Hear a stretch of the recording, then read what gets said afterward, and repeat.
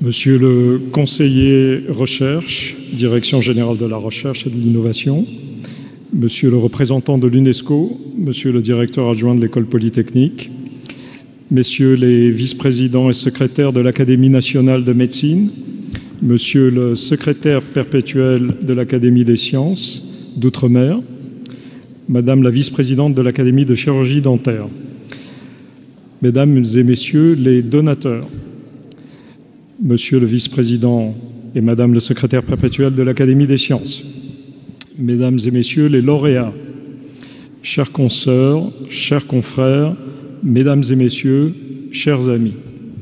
C'est un honneur et un plaisir d'ouvrir cette première coupole d'automne 2018. Il y a 2 cérémonies de ce type cette année, au cours desquelles nous remettons les prix de l'Académie des sciences. Si vous avez aimé celle-ci, vous pourrez revenir le 20 novembre pour la 2e. Quel est l'objectif? C'est celui d'encourager la science dans notre pays, de mettre en valeur les scientifiques qui font avancer la frontière des connaissances.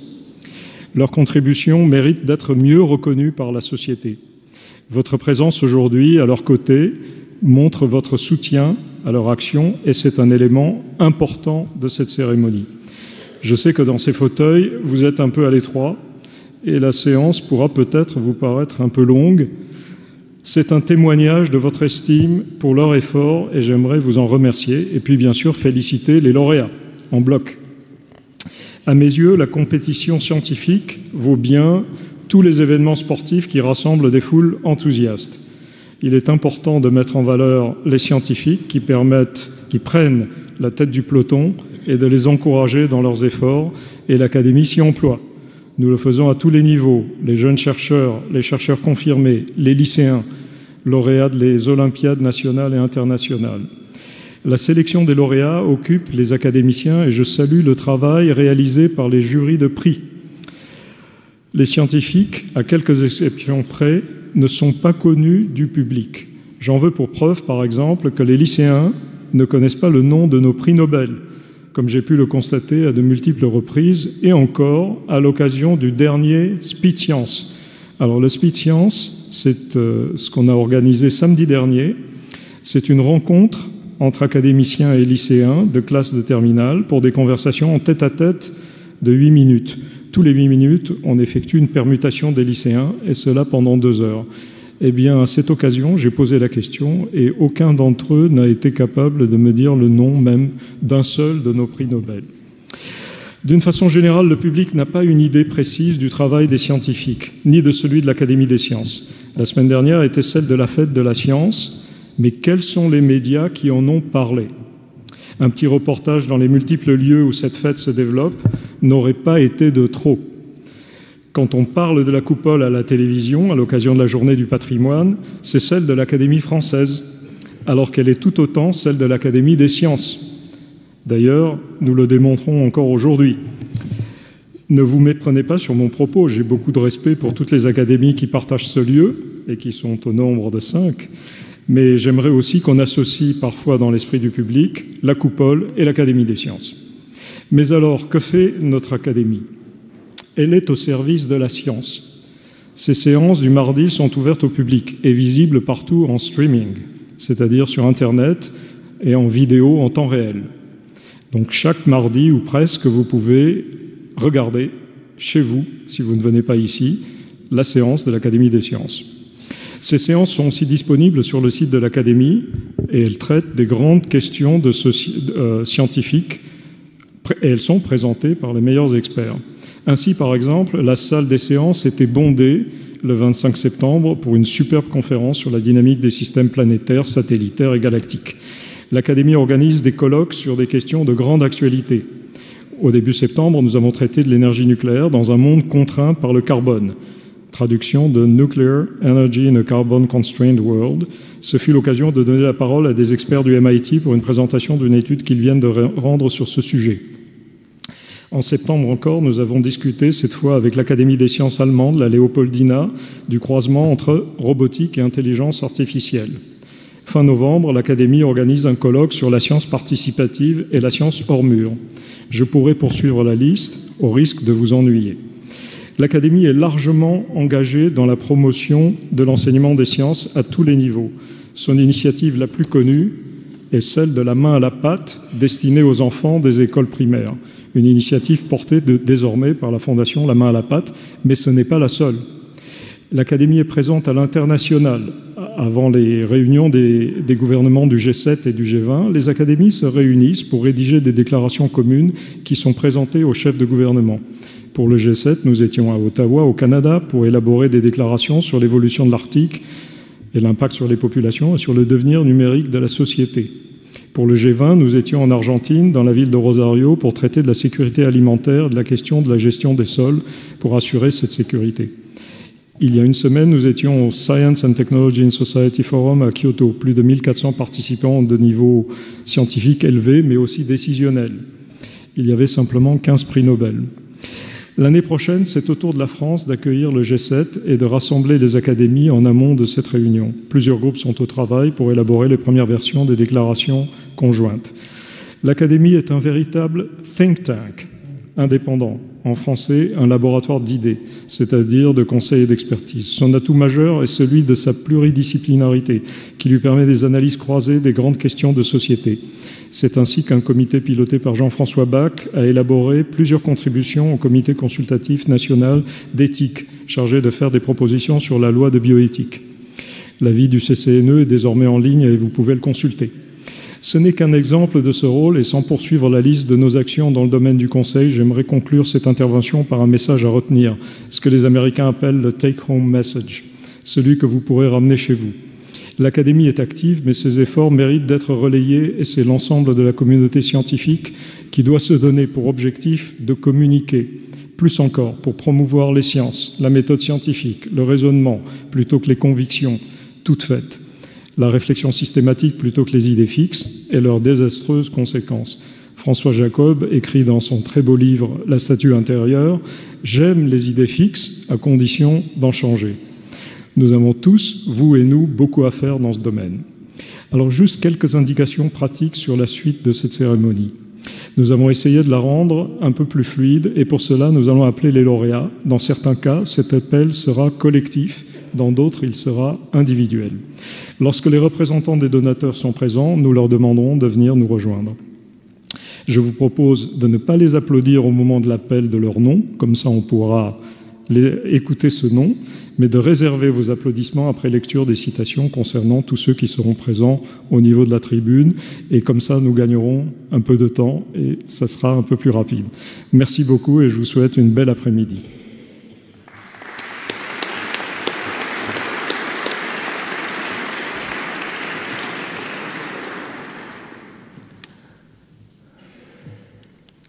Cette cérémonie de remise des prix honore les lauréats, mais nous voulons aussi exprimer toute notre gratitude aux donateurs, car sans eux, ces prix n'existeraient pas. Je remercie donc tous ceux qui sont ici aujourd'hui et qui montrent leur attachement à la recherche de notre pays. Alors, comme vous l'a dit le Président, pour éviter trop de dispersion et rendre la cérémonie un peu plus compacte, nous demandons aux lauréats de monter vers nous lorsqu'ils entendent prononcer leur nom. Et les applaudissements fuseront lors de la remise de leurs prix et de leurs médailles. À l'occasion de l'année croisée France-Israël, l'Académie des sciences remet cette année le prestigieux prix Pasteur Weizmann-Servier sous la coupole. Décerné tous les 3 ans, il récompense un chercheur et son équipe pour une contribution majeure à une découverte biomédicale ouvrant sur une application thérapeutique. Il a pour but de promouvoir la recherche fondamentale, mais aussi d'encourager le transfert de la recherche en laboratoire vers la thérapie médicale. En 2018, le Conseil Pasteur Weissmann et l'Institut Servier, dont je remercie le président d'être présent parmi nous, ont décidé de réunir leurs efforts pour encourager la recherche dans le domaine du cancer. Les membres du jury ont désigné comme lauréat le professeur Michel Sadelin. Michel Sadelin est un immunologiste et directeur du Centre d'ingénierie cellulaire au prestigieux Memorial Sloan Kettering à New York, un des plus grands centres de recherche sur le cancer. Il travaille sur la connexion entre immunologie et cancer. En particulier, il crée une programmation génétique, c'est ma déformation professionnelle, qui rend possible les réponses immunitaires antitumorales. Puis je regardais où est-ce qu'il s'était mis. La démonstration préclinique et l'application clinique qu'il a réalisée de cette nouvelle immunothérapie du cancer est fondée sur l'utilisation des récepteurs synthétiques qu'il a nommés Chimeric Antigen Receptors et qui focalise l'activité cytotoxique des lymphocytes T humains sur les tumeurs.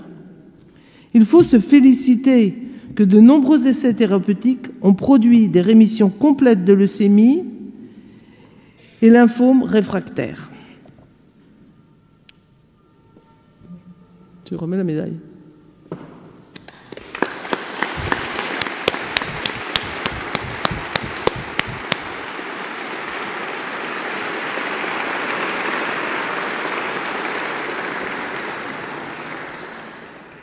Après ce premier essai concluant, nous passons au prix Ampère de l'électricité de France.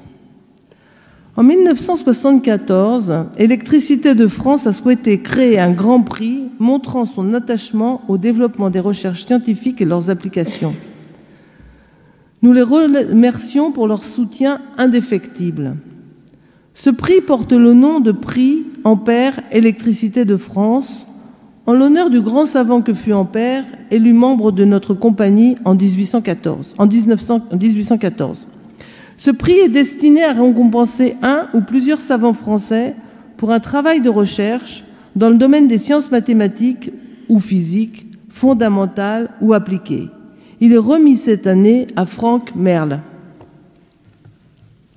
Donc le représentant d'EDF aussi peut venir nous rejoindre, Jean-Paul Chabard.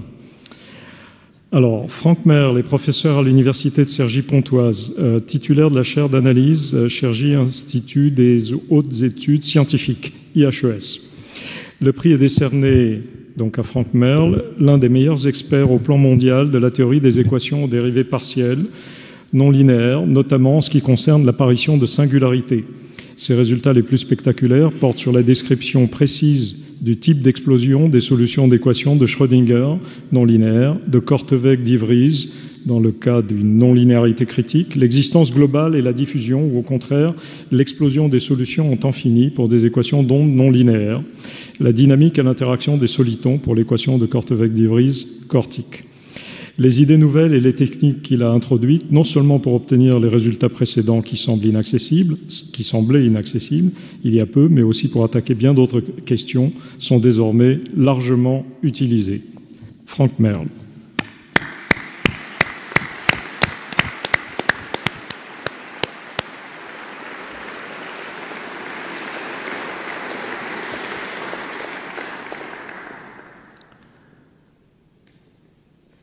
En 1987, Madame Suzanne Mergier, née Bourdex, sans héritier direct, a légué son héritage à l'Académie des sciences, la chargeant de créer une fondation permettant de remettre un prix annuel. Dans son testament, et c'est assez émouvant, on peut lire « Ce prix sera remis à un jeune chercheur français se consacrant aux recherches fondamentales dans différentes sciences. Ces recherches n'ayant aucun but lucratif ni application immédiate, mais doivent mettre en évidence les résultats avec une intelligence supérieure. Mon intention n'est donc pas de couronner une carrière, mais d'encourager un début particulièrement prometteur. Ce prix est donc remis en alternance entre la première et la seconde de nos divisions. Cette année, le lauréat est Damien Begd.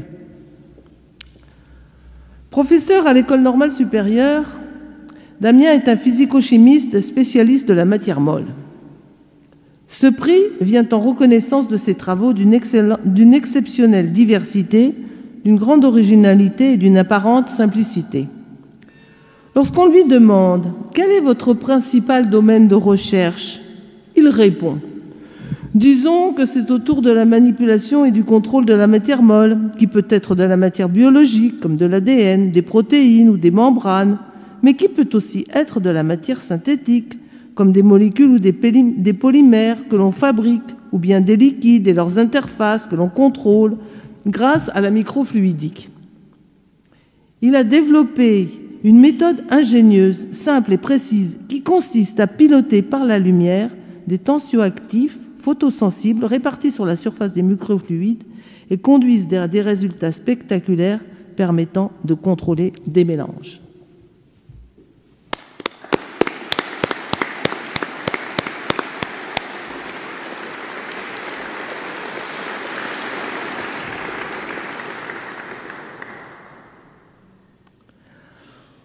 En 2013, l'INRIA et l'Académie des sciences s'associent pour distinguer ensemble les lauréats des 3 catégories de prix INRIA scientifiques.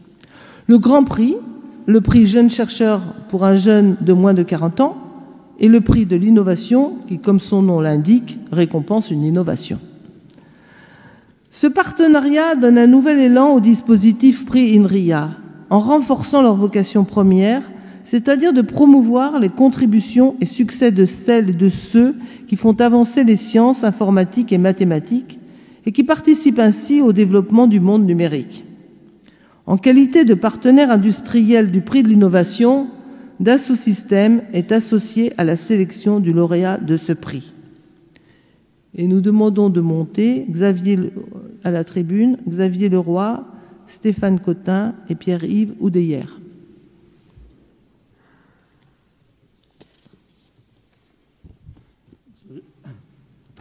Xavier Leroy, directeur de recherche au centre INRIA de Paris et professeur au Collège de France. C'est lui qui est situé le plus près de nous, là. Brillant mathématicien, issu de l'école normale supérieure, mais aussi programmeur prodige.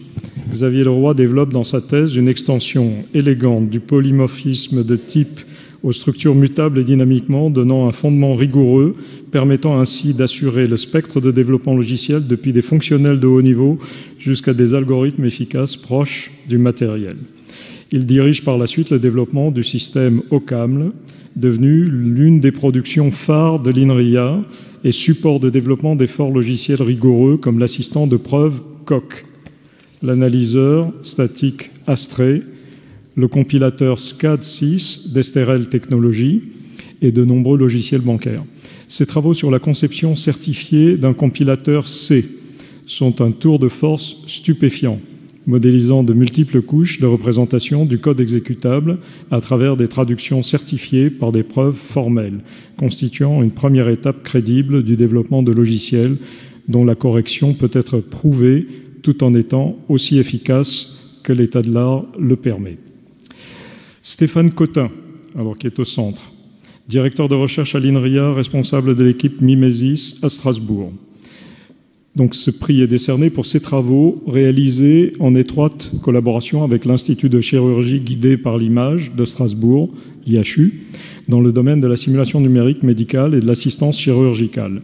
Il est le développeur initial de la plateforme logicielle interactive SOFA, un des joyaux logiciels d'INRIA, à l'origine de transferts industriels et de création d'entreprises, Anatoscope, Marion Surgical, True Physics, Naviworks, tout ça en anglais. L'une de ces entreprises, Insimo, propose une plateforme de simulation médicale nouvelle génération pour répondre aux besoins en planification et en accompagnement du geste chirurgical et des besoins de formation correspondants. Cette plateforme, sélectionnée par la Fondation Bill Gates dans le cadre de l'opération Help See Me, vise à former un grand nombre de chirurgiens dans les pays en développement et à une nouvelle technique peu coûteuse d'opération de la cataracte. Les activités de transfert et d'innovation de Stéphane Cotin s'étendent aux autres champs, navigation cathéter dans le cadre d'interventions sur les systèmes cardiovasculaires, ça peut intéresser Pierre Corvol, chirurgie laparoscopique du foie, Au-delà d'une activité d'innovation et de transfert prolifique, Stéphane Cotin vise désormais la salle d'opération du futur. Pierre-Yves Oudéier, directeur de recherche à l'INRIA Bordeaux, responsable de l'équipe Flowers. Le prix est décerné à Pierre-Yves Oudéier pour ses travaux de recherche dans lesquels il a développé le concept des algorithmes de type Curiosity Driven, guidés par la curiosité, appliqués à l'apprentissage, la robotique et l'intelligence artificielle. Ces travaux ont non seulement des impacts pour la recherche informatique du domaine, mais ils ont également donné lieu à des collaborations avec des chercheurs en neurosciences et en psychologie. Pierre-Yves Oudéier est également à l'origine du projet POPI, qui a permis aux chercheurs et au plus grand nombre de découvrir la robotique grâce à l'open source et à l'impression 3D, tridimensionnelle.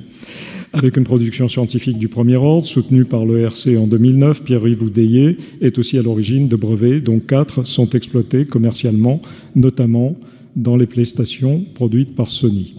Donc je vous demande d'applaudir maintenant Xavier Leroy, Stéphane Cotin, Pierre-Yves Oudéier.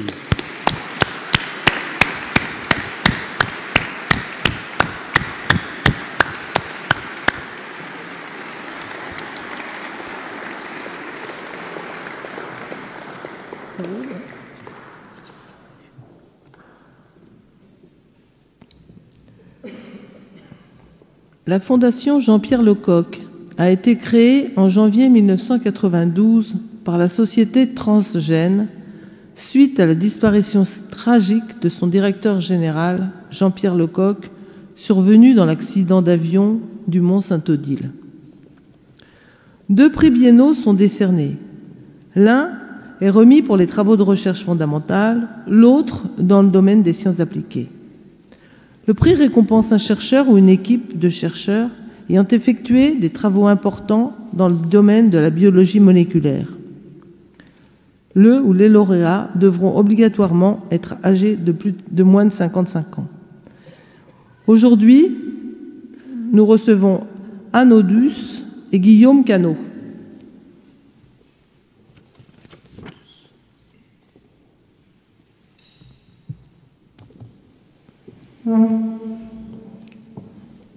Anne Audus est directeur de recherche au CNRS, à l'Institut Curie à Paris.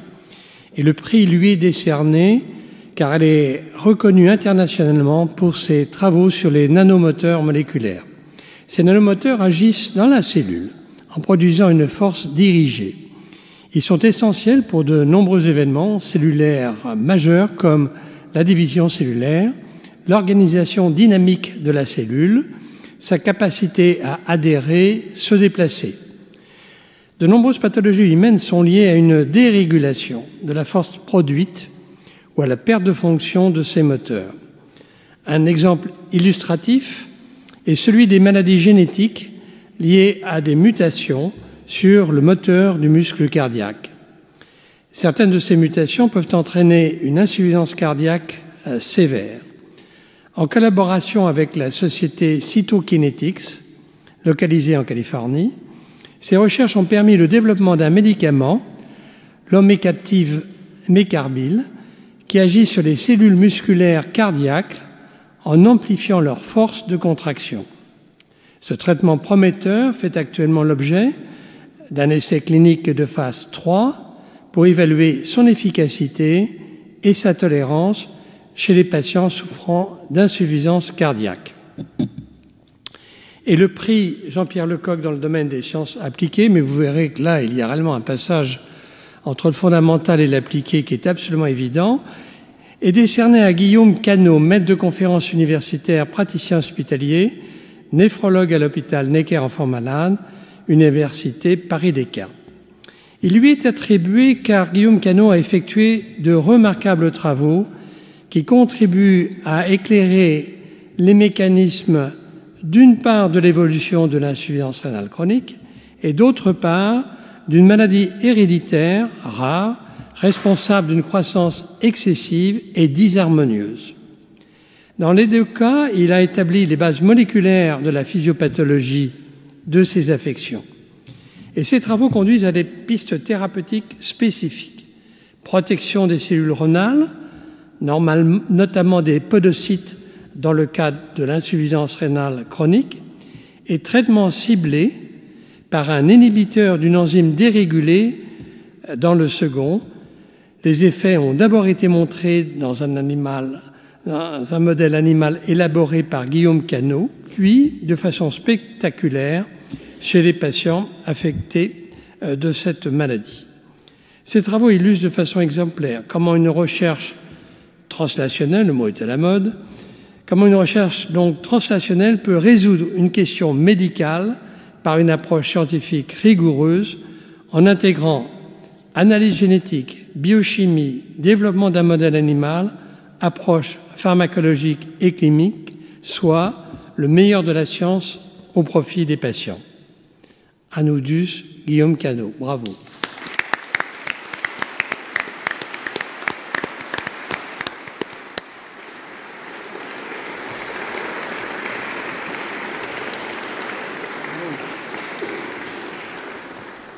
Le prix Sciences et Innovation du Commissariat à l'énergie atomique et aux énergies alternatives.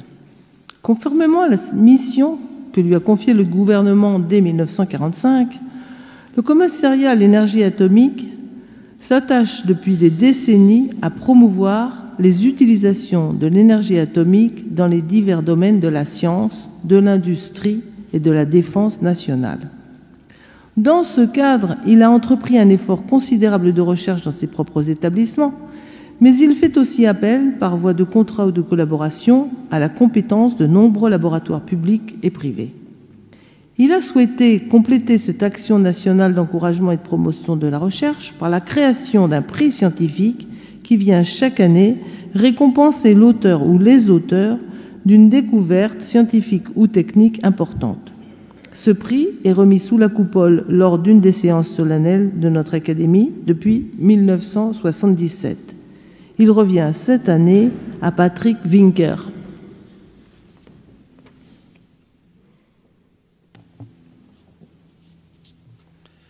Patrick Winker est directeur de recherche au Commissariat à l'énergie atomique, directeur au Génoscope, Centre national de séquençage à Évry.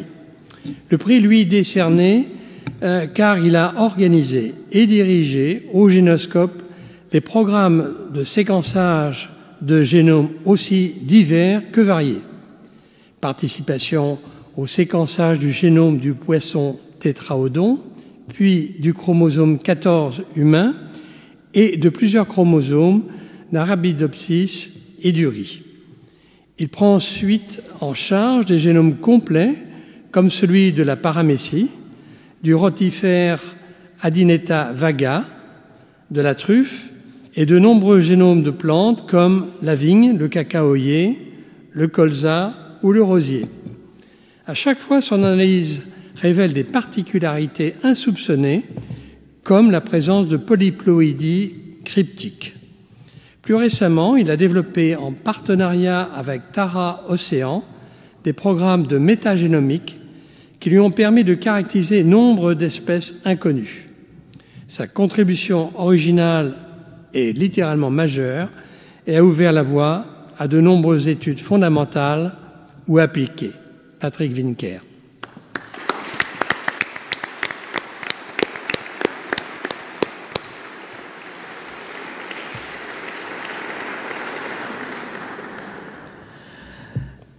La fondation Charles-Léopold Meyer de l'Académie des sciences provient d'un don que fit M. Charles-Léopold Meyer en 1960.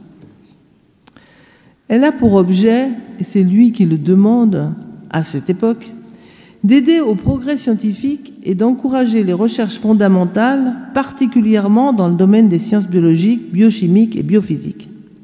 Seuls sont pris en considération le mérite des personnes désignées et les chances que celles-ci pourraient avoir d'utiliser les fonds mis à leur disposition pour effectuer des découvertes intéressantes, en particulier faire la synthèse des nucléoprotéines ou de révéler les mécanismes fondamentaux de la vie cellulaire. Il est décerné cette année à Eric Gilson.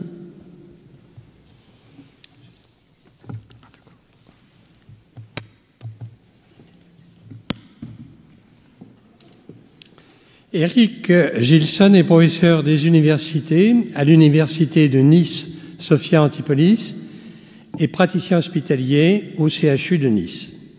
Le prix lui est décerné car il a apporté des éléments clés à l'étude des domaines qui constituent les extrémités des chromosomes et que l'on appelle télomères. Ces extrémités posent des problèmes spécifiques. Risque d'apparition de cassures d'ADN, déclenchant mort ou sénescence, ainsi que réplication incomplète au fil du temps. Eric Gilson a découvert des protéines associées aux télomères qui leur permettent d'acquérir une architecture spécifique masquant l'extrémité libre. Il a aussi démontré l'activation de la sénescence par l'érosion d'un seul télomère. Récemment, il a montré qu'une protéine télomérique, TRF2, exerce des fonctions extra-télomériques dans la régulation de l'expression de gènes liés au vieillissement et au cancer. Ainsi, le raccourcissement progressif des télomères avec l'âge pourrait libérer TRF2 et contribuer au vieillissement. Ces travaux, qui présentent une remarquable continuité, ont ouvert une nouvelle biologie des télomères. Eric Gilson, bravo.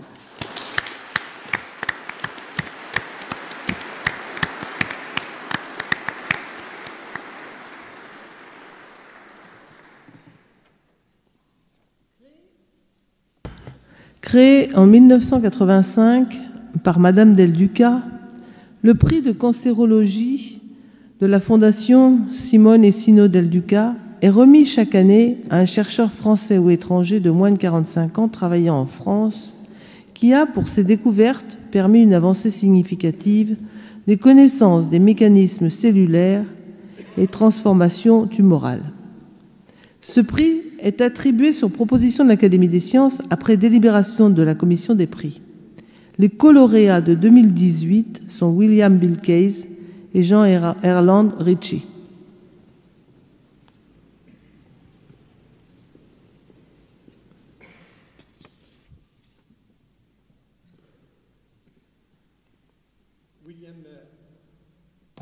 William Bill Keyes et Jean Erland Ritchie sont tous les deux directeurs de recherche à l'INSERM et tous les deux travaillent à l'Institut de génétique et de biologie moléculaire et cellulaire à Illkirch.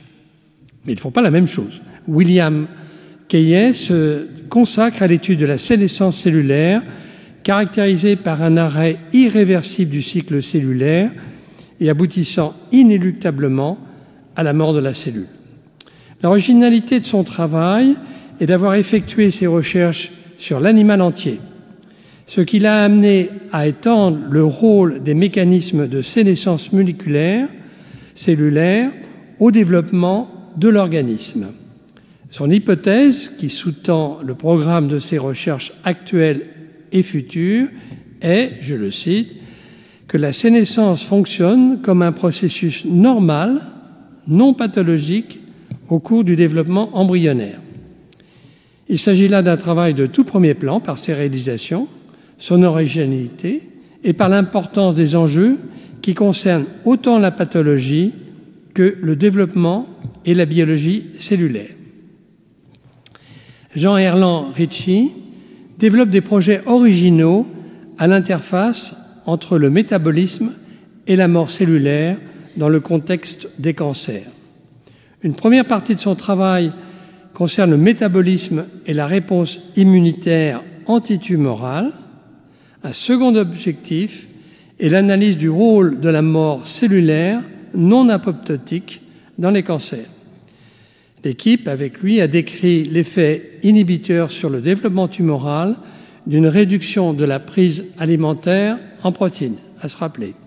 Jean Erland Ritchie est un chercheur de grande qualité travaillant sur un sujet majeur en plein essor, les relations entre métabolisme, cancer et chimiothérapie.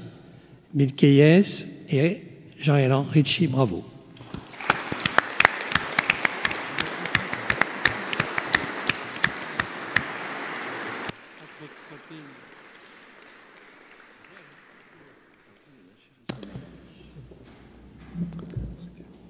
Par testament, en date du 26 juillet 1978, Rose Cahen, dite Cahen-Bunel, institue pour légataire universel l'Académie des sciences, à charge de fonder, à la mémoire de son fiancé mort en montagne en 1931, un prix intitulé Prix Jacques Herbrand. Jacques Herbrand était un mathématicien et un logicien français qui, malgré sa mort prématurée à l'âge de 23 ans, n'en laisse pas moins son nom à deux théorèmes de Herbrand-Ribet en théorie des nombres et le théorème de Herbrand en logique. Créé en 1996, ce prix annuel est décerné à un jeune chercheur âgé de moins de 35 ans, alternativement dans le domaine des sciences physiques et dans le domaine des mathématiques. Cette année, nous remettons ce prix à Alexei Chepilansky. Chercheur au laboratoire de physique des solides à l'Université Paris-Sud à Orsay, il est spécialiste de cette physique mésoscopique dont les dimensions sont intermédiaires entre celles du macroscopique et celles du microscopique et même en deçà. Il est à la fois théoricien et expérimentateur, se caractérisant par des allers-retours fructueux entre les expériences innovantes qu'il conçoit et réalise et la théorie qu'il développe pour les interpréter. Il a déjà publié de nombreux articles sur des sujets variés, tels que la dynamique des réseaux informatiques, ou l'électronique moléculaire de l'ADN, du graphène, ou les photoconducteurs organiques. Et nous le félicitons.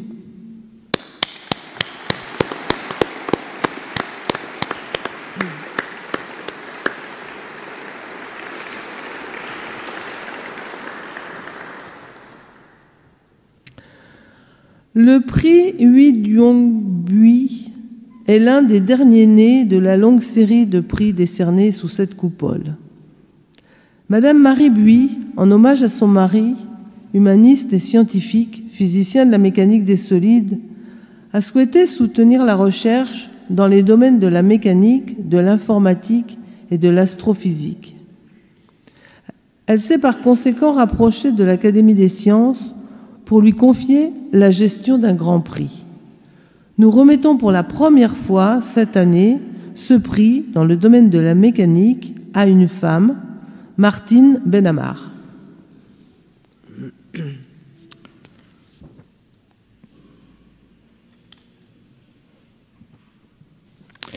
Donc, Martine Benamar, professeure à l'université Pierre et Marie Curie, laboratoire de physique statistique à l'École normale supérieure à Paris.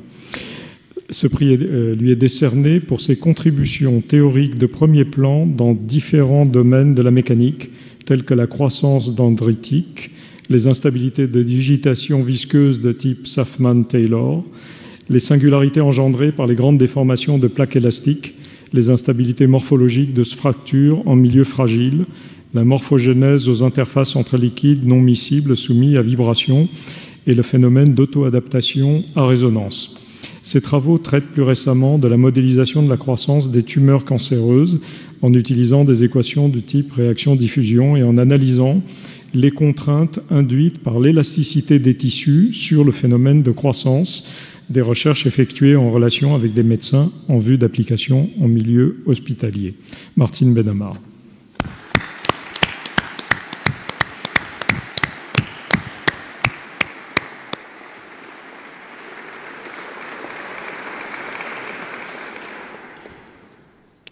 Le prix Emilia Valori pour l'application des sciences. Créé en 2004, ce prix annuel est attribué à un chercheur ayant apporté une contribution significative dans un domaine scientifique susceptible d'avoir des applications technologiques. Il est décerné alternativement dans les disciplines relevant de la première division, sciences mathématiques, physique, sciences de l'univers et leurs applications, ou celle de la seconde division, sciences chimiques, biologiques, médicales ou leurs applications. Cette année, le lauréat est un informaticien, Philippe Loubaton. Philippe Loubaton donc, a reçu ce prix. Il est professeur au laboratoire d'informatique Gaspard Monge à l'université Paris-Est Marne-la-Vallée.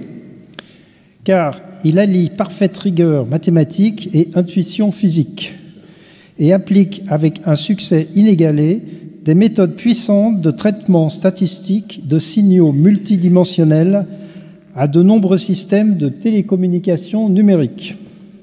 Ces travaux concernent l'identification et l'égalisation autodidacte de canaux de transmission multi-antennes et les systèmes multi-entrées, multi-sorties, la surveillance du spectre radioélectrique, la séparation autodidacte de mélanges convolutifs en télécommunication. Il a été le premier à montrer comment optimiser des systèmes de communication UMTS par la théorie des grandes matrices aléatoires. Il a étendu l'analyse mathématique de ces matrices et il est mondialement connu comme pionnier dans tous ces domaines.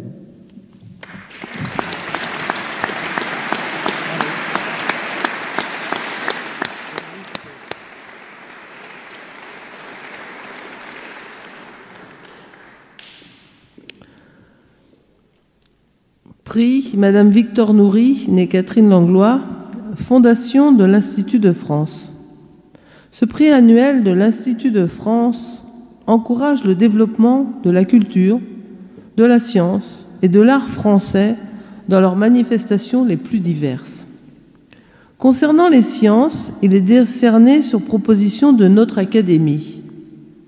Seules pourront en bénéficier les personnes de nationalité française âgées de moins de 45 ans.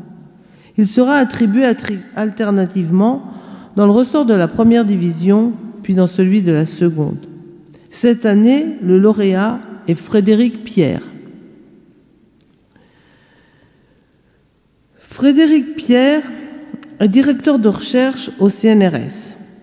Il travaille au laboratoire de photonique et de nanostructure à Marcoussis.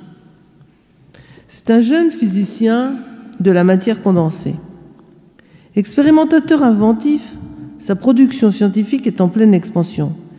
Il conçoit et fabrique des circuits électroniques quantiques pour tester les fondements du transport quantique mésoscopique. Toujours cette mésoscopie aux échelles intermédiaires entre le macro et le micro. Il a mis au point une instrumentation inégalée pour mesurer les propriétés de transport électrique et thermique à très basse température qui stimulent de nouveaux développements dans ce domaine. Frédéric Pierre.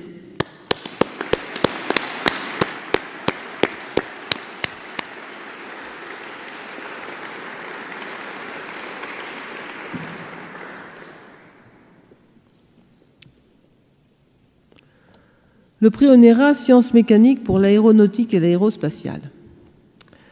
Ce prix est aussi l'un des derniers nés des prix remis lors de cette séance solennelle sous la coupole. Conjointement avec l'Onera, que je salue et remercie, nous avons décidé de promouvoir la mécanique, parce que la mécanique n'est pas assez soutenue dans notre pays. Enfin, ce n'est pas le président qui dira le contraire. Et en particulier, les mathématiques appliquées et le calcul scientifique nécessaire pour progresser dans ce domaine. Ce prix récompense donc un chercheur de moins de 50 ans pour ses travaux remarquables dans l'un des deux domaines que sont la mécanique des fluides en aéronautique, en aérodynamique et énergétique, qui sera distribué les années 2018 et 2020, et la mécanique des matériaux et des structures. Et ce prix sera décerné les années 2019 et 2021.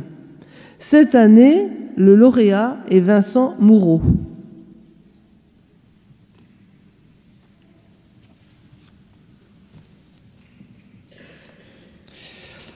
Donc Vincent Moureau est chercheur au CNRS, au Coria de Rouen.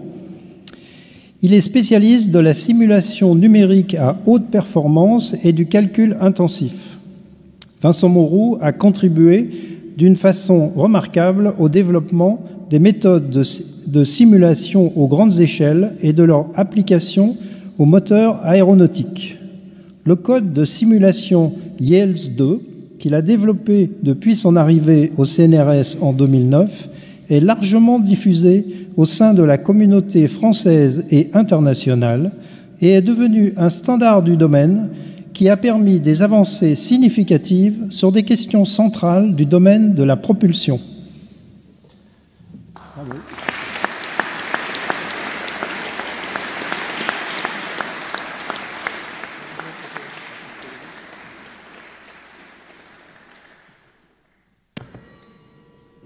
Pour clore cette série des grands prix, nous remettons la médaille Émile Picard. La médaille Émile Picard est une grande distinction de l'Académie des sciences remise à un mathématicien tous les 6 ans.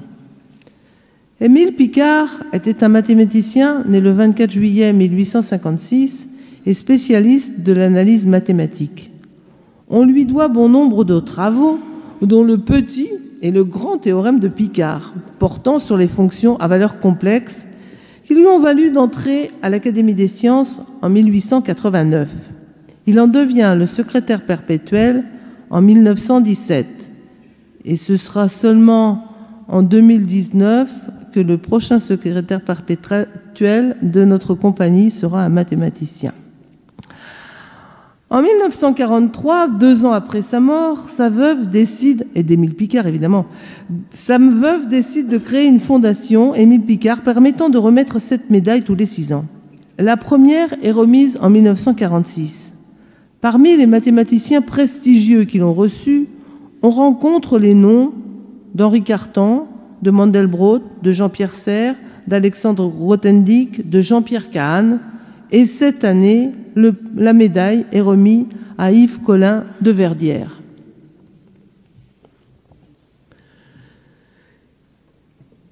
Yves Collin de Verdière est professeur émérite à l'université Joseph Fourier de Grenoble. Il est l'auteur d'une œuvre mathématique considérable.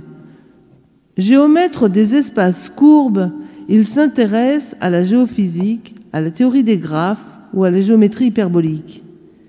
Ses travaux sont souvent inspirés de la physique et ils ont une grande influence sur la compréhension du chaos quantique, par exemple.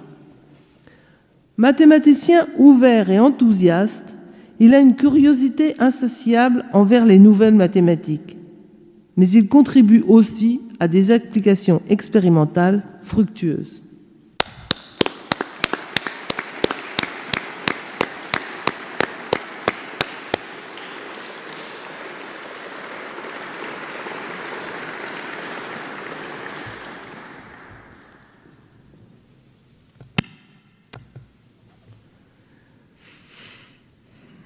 Nous passons maintenant à la présentation des prix thématiques.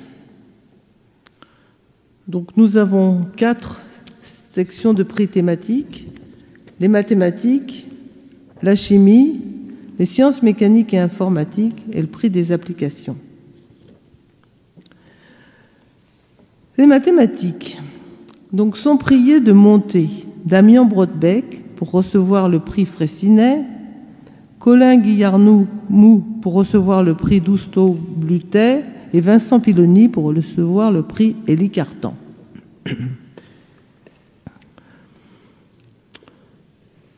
Damien Brodbeck est maître de conférence à l'Université de Strasbourg. Son équipe de recherche se nomme Arithmétique et géométrie algébrique. Sa thèse, soutenue en 2011 à l'Université de Rennes, a pour titre Variété projective à fibré cotangent ample.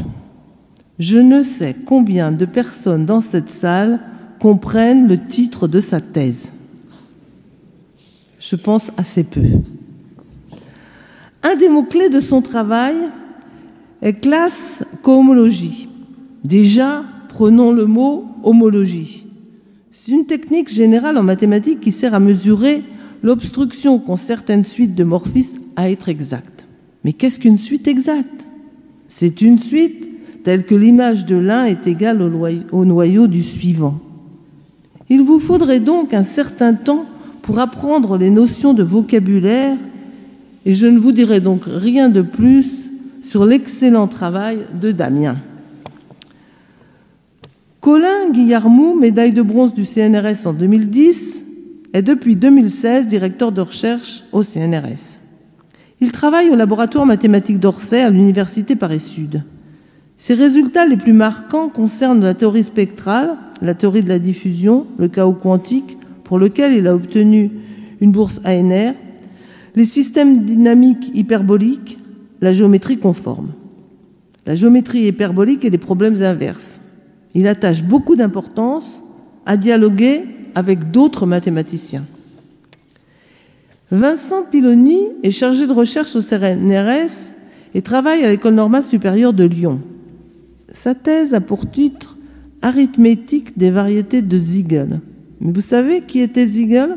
Carl Siegel était un mathématicien allemand, spécialiste de la théorie des nombres, et Jean Dieudonné de dire que l'élégance de son esprit a utilisé une méthode qui permit à Vinogradov de prouver que tout entier assez grand est la somme de 3 nombres premiers au plus. Les nouvelles mathématiques s'ancrent, comme toute science, sur le passé. Elles sont aujourd'hui en pleine expansion. L'écart existe entre les mathématiques que nous utilisons et les nouvelles mathématiques est important, mais elles seront les outils de demain. Et c'est ainsi que pour les prix thématiques, nous faisons totalement confiance aux sections concernées de notre académie et que vous pouvez applaudir Damien, Colin et Vincent, qui sont tous les 3 d'excellents chercheurs.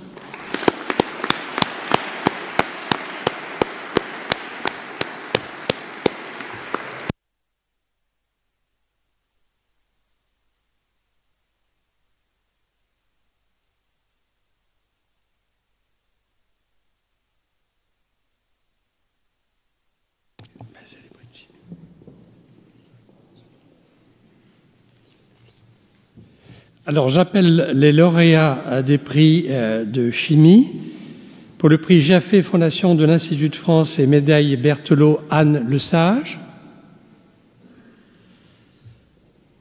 Pour le prix Nova Cap de l'Académie des sciences, Julien Nicolas.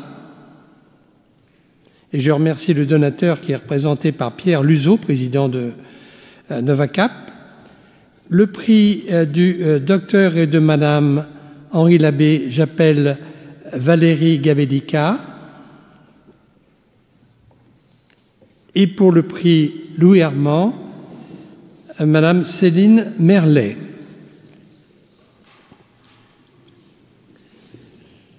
Anne Lesage, qui reçoit le prix Jaffé Fondation de l'Institut de France médaille Berthelot, est ingénieure de recherche au CNRS à l'Institut des sciences analytiques à l'École normale supérieure de Lyon.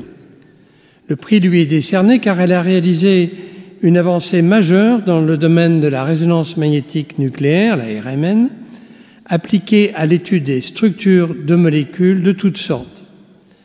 Par une nouvelle technique dite de transfert de polarisation entre électrons polarisés et noyaux de spin non nuls, elle a obtenu une augmentation de sensibilité qui permet d'aborder des études jusqu'alors inaccessibles à la RMN dans différents domaines comme la biologie structurale ou la catalyse. Le prix Novacap de l'Académie des sciences est attribué à Julien Nicolas, qui est directeur de recherche au CNRS à l'Institut Galien Paris-Sud, à la faculté de pharmacie de l'Université Paris-Sud. Et il lui est décerné car c'est un chimiste des polymères, tout à fait reconnu pour ses importantes contributions à la conception de nouveaux nanomatériaux pour des applications dans le domaine biomédical. Ces nanomatériaux ont conduit au développement de systèmes nanoparticulaires, biodégradables, tout à fait innovants, et qui permettent de cibler différentes pathologies telles que le cancer ou la maladie d'Alzheimer.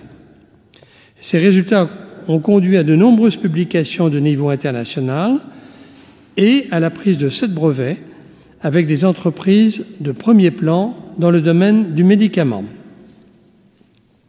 Le prix du docteur et de madame Henri Labbé est attribué à Valérie Gabellica, qui est directrice de recherche à l'INSERM, à l'Institut européen de chimie et de biologie de Bordeaux. Valérie Gabellica dirige une équipe de recherche intitulée « Spectrométrie de masse de molécules d'intérêt biologique ». Ces résultats dans le domaine de la chimie physique et de la chimie analytique aboutissent à des développements méthodologiques tout à fait intéressants. Mais elle travaille aussi dans le domaine de la chimie biologique avec un apport tout à fait remarquable sur la connaissance des structures des assemblages non covalents, structures qui impliquent des biomolécules comme les acides nucléiques et qui l'ont fait largement connaître au niveau national et international. Et le prix Louis Armand est décerné à Céline Merlet, chargée de recherche au CNRS, au Centre interuniversitaire de recherche et d'ingénierie des matériaux à l'université Paul Sabatier à Toulouse. Et le prix lui est décerné car elle a étudié, à l'aide de modélisation théorique, incluant des aspects microscopiques et macroscopiques, les absorptions d'ions dans des carbones nanoporeux. Elle a ainsi montré comment interpréter des mesures spectroscopiques RMN afin d'obtenir des informations sur la structure d'un matériel ou de matériaux poreux. Ces recherches ont autant d'avancées notables à la compréhension des matériaux pour l'énergie. Donc bravo et félicitations à Anne Lesage, Julien Nicolas, Valérie Gabellica et Céline Merlet.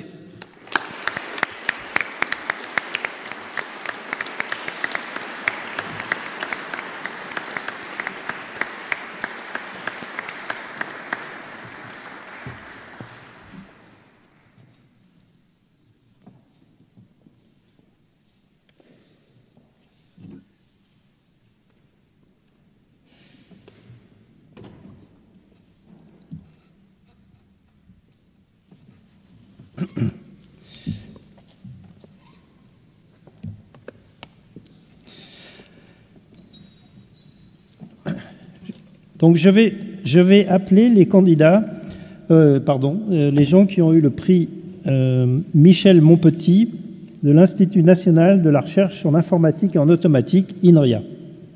Il s'agit de Gérard Biot, Julie Delon et Michel Jarbour. Excusez-moi, j'ai fait une petite erreur. En fait, ce sont des prix de la section de sciences mécaniques et informatiques, et ça contient le prix Michel Monpetit INRIA, le prix qui a été donc décerné à Gérard Biot, le prix Blaise Pascal du GAMNISMAI qui a été décerné à Julie Delon, et le prix Plumet qui a été décerné à Michel Jabour. Gérard Biot est professeur de statistique à l'université Paris-Sorbonne à Paris. Le prix lui est décerné pour ses travaux fondamentaux en statistique mathématique et leur application à l'apprentissage. Il a apporté un cadre mathématique permettant de spécifier les propriétés statistiques et le choix de métriques pour des estimateurs basés sur les plus proches voisins dans des espaces de grande dimension. Ces estimateurs sont à la base de nombreux algorithmes de classification et de régression. Il est le premier à avoir obtenu des résultats de convergence des algorithmes dits de forêt aléatoire d'arbres de décision, avec de nombreuses applications en apprentissage statistique. Ces travaux ont un impact très important pour analyser des masses de données. Julie Delon est professeure de mathématiques appliquées à l'université Paris-Descartes. Elle a introduit l'utilisation du transport optimal en traitement d'images pour l'amélioration du contraste et des couleurs, avec des applications fondamentales pour les problèmes inverses et l'indexation. Sa définition de la notion d'égalisation mi-chemin a permis d'introduire des métriques rigoureuses pour la comparaison d'images. Les travaux de Julie Delon ont aussi considérablement amélioré les méthodes stochastiques de restauration d'images avec des statistiques de patch. Ceux-ci ont d'importantes applications industrielles, notamment pour la génération et le bruitage d'images à haut gamme dynamique. Le prix Plumet, donc, revient à Michel Darbour, qui est professeur à l'École polytechnique au département de mécanique et au laboratoire de mécanique des solides. Il a établi le premier modèle général et rigoureux de la croissance de défaut dans les couches minces. En tirant le meilleur profit des méthodes de la mécanique des milieux continus et de la thermodynamique des interfaces, il a ouvert la voie à une compréhension en profondeur des instabilités de la croissance des surfaces cristallines et de la stabilité des mécanismes de croissance par marche atomique. On lui doit également un modèle rigoureux de croissance sphérolytique dans les films minces organiques établi par la même voie.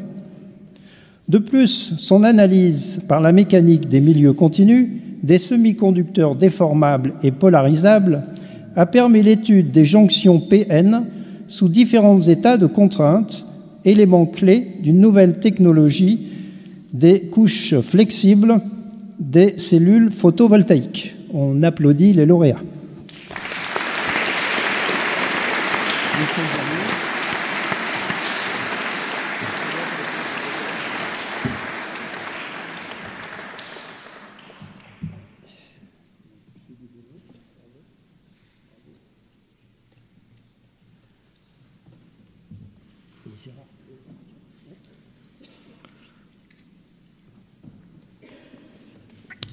On va maintenant passer au prix des applications des sciences. Il y a 3 prix. Le prix Yvan Péchès, qui est attribué à David Attier et Sébastien Procureur. Le prix Turlot, Alfred Durand-Clé, Alexandre Darac et Coron Thévenet, c'est-à-dire un ensemble de fondations, qui est attribué à Alain Vathiot. Et puis le prix Aimé Poisson, qui est attribué à Riyad Haïdar. Alors, David Attier et Sébastien Procureur sont tous deux ingénieurs physiciens à l'Institut de recherche sur les lois fondamentales de l'univers au commissariat à l'énergie atomique à Saclay. Ce prix leur est décerné conjointement. Ils sont des experts d'une technique de détection de particules chargées mise au point pour la physique des particules. Et ils ont appliqué avec succès ces détecteurs pour effectuer une radiographie de la pyramide Khéops en Égypte au moyen de muons cosmiques.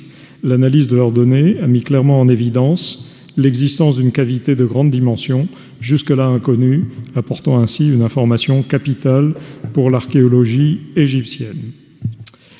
Le prix Turlot, Alfred Durand-Clé, Alexandre Darac et Coron Thévenet est attribué à Alain Vathiot, ingénieur de recherche au Centre national de la recherche scientifique, Institut de chimie de la matière condensée à Bordeaux. Ce prix est décerné pour des découvertes avec des moyens expérimentaux très simples et à température ambiante qu'il était possible d'intercaler et de désintercaler de l'oxygène dans les oxydes afin d'en changer sur demande leurs propriétés magnétiques, voire électriques. Il a par exemple pu, donc Alain Vathiot a par exemple pu rendre supraconducteurs des cuprates isolants et vice-versa. Cette méthode qui porte son nom fait désormais partie du domaine de la chimie douce en synthèse minérale. Le prix Aimé Poisson est décerné à Riyad Haïdar, directeur de recherche à l'Office national d'études de recherche aérospatiale à Palaiseau. Ce prix lui est décerné pour ses travaux en optique non linéaire et en optoélectronique, utilisant les nanotechnologies pour contrôler l'interaction lumière-matière dans des structures de faible dimensionnalité, l'objectif étant la conception de composants et de systèmes optoélectroniques compacts et économes en énergie pour des applications en détection et émission de lumière, notamment pour les besoins de l'aéronautique. Alors donc, on félicite David Attier, Sébastien Procureur, Alain Vathiot et Riyad Haïdar.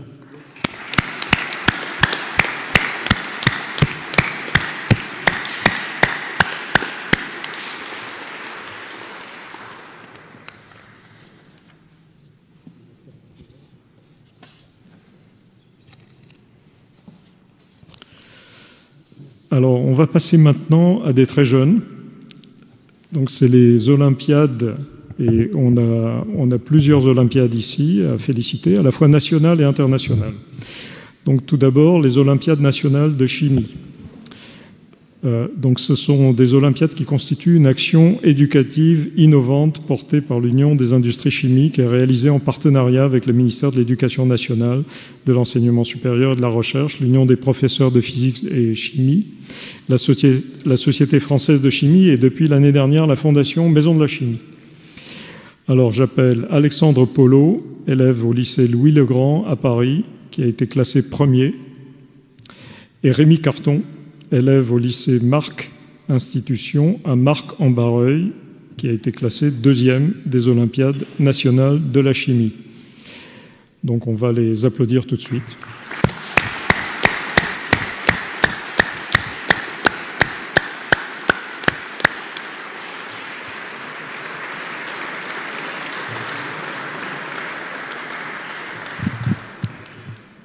On est très content d'avoir des jeunes qui réussissent dans les sciences et on les félicite et je continuerai à les féliciter. On les encourage et on les félicite.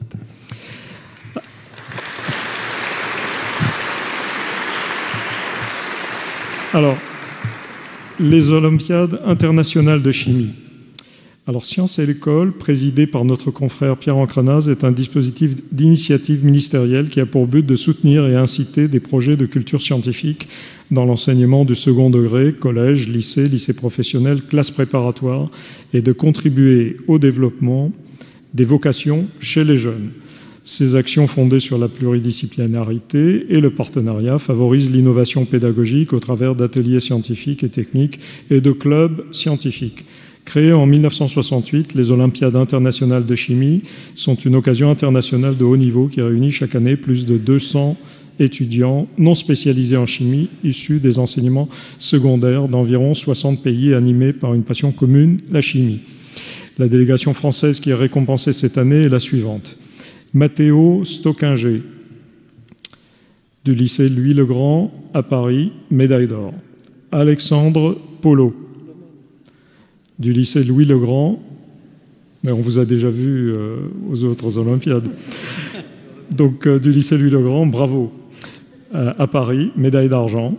Et puis, alors Tom Lacoma du lycée du Parc à Lyon, médaille de bronze, est absent. Par contre, Titouan Gaden, médaille de bronze, est présent. Quel est votre lycée? Bordeaux. Du lycée de quel nom? Michel de Montaigne, à Bordeaux. Voilà, on les applaudit.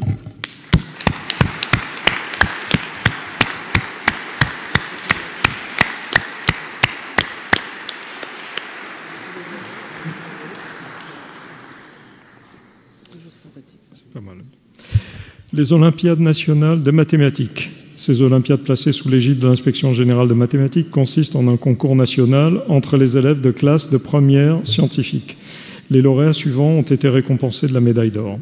Émile Averrousse, élève du lycée Hoche à Versailles, en série S. Alors ensuite, on a plusieurs absents. Donc vous êtes le seul... Alors ils sont absents parce qu'ils sont très loin. Donc Matteo Bozzi, élève du lycée Antoine de Saint-Exupéry à Santiago du Chili, en série S, normalement absent.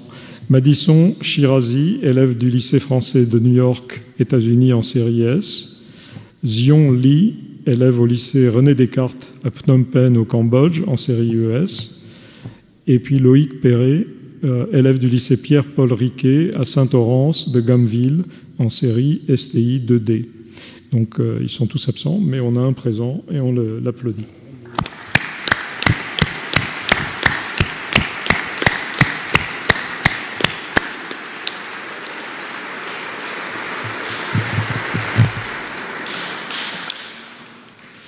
Les Olympiades internationales de mathématiques. Donc ces Olympiades constituent un championnat international de mathématiques concernant des élèves à l'issue de leurs études secondaires. Les élèves doivent avoir au moins moins de 20 ans et ne pas avoir commencé leurs études supérieures. Ces Olympiades ont lieu chaque année dans un pays différent. En 2018, Paul Cahen, élève de première S au lycée Louis-le-Grand à Paris, le lycée Louis-le-Grand fait des merveilles, a été déclaré médaille d'or des Olympiades internationales de mathématiques. Bravo.